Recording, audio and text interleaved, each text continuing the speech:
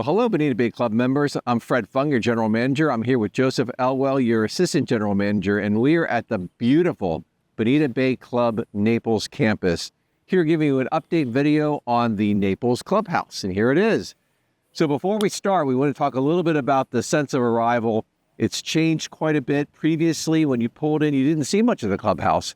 Now it's different, isn't it, Joseph? Absolutely. In fact, that was one of the things that we were looking to improve upon. And this is the main vista that members will see when you arrive to your new clubhouse. And that was achieved primarily by our removal of the water treatment facility on our old well. Now we've obviously got improved water quality now tied into the county's utilities. And that allows for a beautiful new entry road, which will be enhanced with landscaping and really create an excellent sense of arrival to your new clubhouse. And as you can see, it's made some great progress along the way.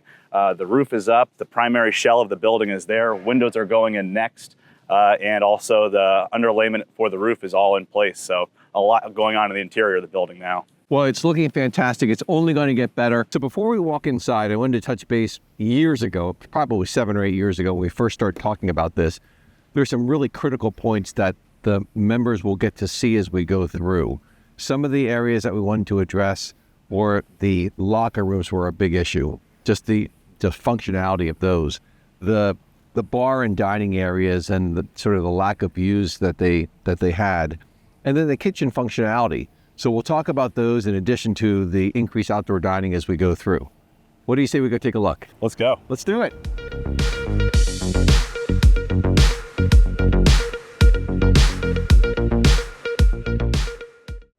So we've made it inside and it looks great here. One thing before we start, you might be surprised to know that the clubhouse itself is very similar in size to what it was before. We've just reallocated some of the areas to make them more efficient and more usable for the members.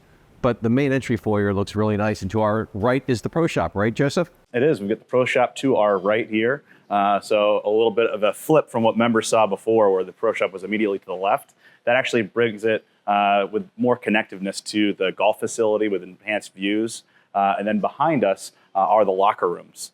So, yeah, I actually thought initially that the best views of the membership is out on the patio, which we'll look at in a bit. The best views for any of the staff is right there in the pro shop, and they will be able to see every missed putt on either of the 18s from there, right? That's right. In fact, the rotation of the clubhouse switched so that it wasn't completely fixated on Cypress's 18. Now it actually splits the best view between both 18s. So Joseph, you mentioned over on this side is the entrance to the locker rooms. Now that was a real issue that we had functionally. We'd have events that would finish. We'd have 100 people finish their round and all go in there and try to wash up and take care of business before they had lunch. So that's changed a lot. So do we have better facilities now? They have. In fact, they're greatly improved. As you noted, that was one of the key areas that we were looking to enhance. So if we looked at all the plumbing fixture counts, and in fact, we increased those anywhere from 50 to 100% for each of those fixtures, whether they be water closets, urinals, hand sinks, and the like. And also, we improved that traffic flow that you mentioned was an issue. So there's a lot better connectiveness now to the golf staging area, where we actually have dedicated entry from cart staging. So there's more than one way to approach the clubhouse now. Great. Let's take a walk over to the dining areas and the kitchen. All right. So Joseph, before we get into the dining area, bar, and patio spaces, let's talk a little bit about what this space is and how we change the kitchen areas. Certainly. So we're directly behind the bar, and in this nook here that we have, which is very nicely sized, this will be an integrated buffet so that we can have different arrangements and options for both events that are hosted here as well as our day-to-day dining needs. And then behind that is our completely rebuilt kitchen, which is reoriented and also includes much more formidable bulk cooking capacities so that we can properly host those events. As you know, formerly we had to do a lot of cooking in place and off of grills outside. Now we'll be much more outfitted to accommodate a whole host of different activities. Great. So we're standing, Joseph, right in the middle of the bar, which is kind of similar, a smaller version of the 55th hole, and we're working on the recipe for the Bonita Bay Breeze drink. It's going to be tasty, right? Absolutely. So this is the indoor section, and I know nobody wants to play in a shotgun that has 144 people. We prefer that 80 to 100 size. But if we ever get to that point, we wanted to make sure that we could accommodate that many people, but we're doing it in a different way.